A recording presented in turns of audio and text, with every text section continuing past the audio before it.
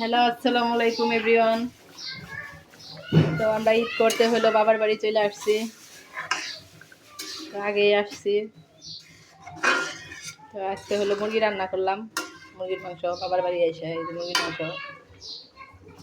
তো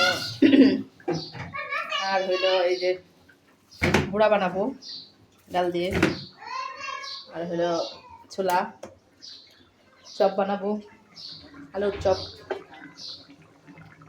তো এটা মুরগির মাংস রান্না হয়ে গেছে। তো এটা বেড়ে নেবো, আর হলো জিরা ফাঁকি দিয়ে দেবো। তো গাইস আপনাদের দেখাই দিলাম। তো আমার মেয়েরা তো নানির বাড়ি আইসা খুব আনন্দিত, খুশি। নানির বাড়ি ঈদ করবে, কারণ ওরা সবসময় নানির বাড়ি ঈদ করে। তো আমার মেয়েদের জন্য আছে কিছু কেনাকাটা করতে গেছিলাম মার্কেটে, কেনাকাটা করছি। তো আপনাদের শপিংগুলো দেখাবো আস্তে আস্তে সবগুলা। তো এই যে আনিকা, আনিকা কেমন লাগতেছে নানির বাড়ি এসে? ভালো লাগে, নানির বাড়ি আসলে ভালো লাগে। খুব আনন্দিত আমার মেয়েরা নানির বাড়ি আইসে। এই যে দেখেন খুশবু আছে। খুশবু ভালো লাগে না? ভালো লাগে না, আর ভালো লাগে না।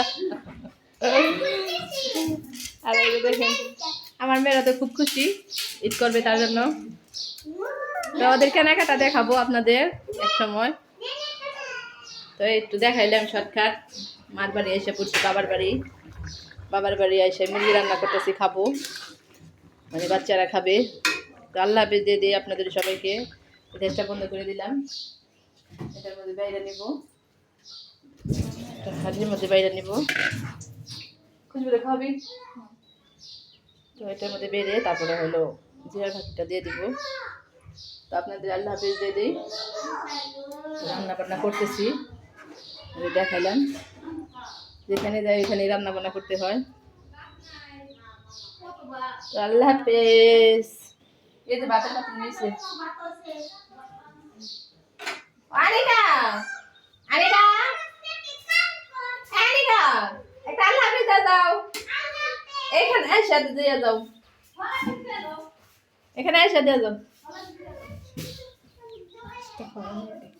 তো এই যে আল্লাহ হাফেজ, আল্লাহ হাফেজ দাও। এই যে এখানে এসে, এখানে দাঁড়ায় আল্লাহ হাফেজ দিয়ে গেলাম আমার মেয়ে আইসা।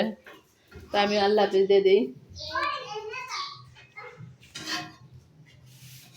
আল্লাহ হাফেজ।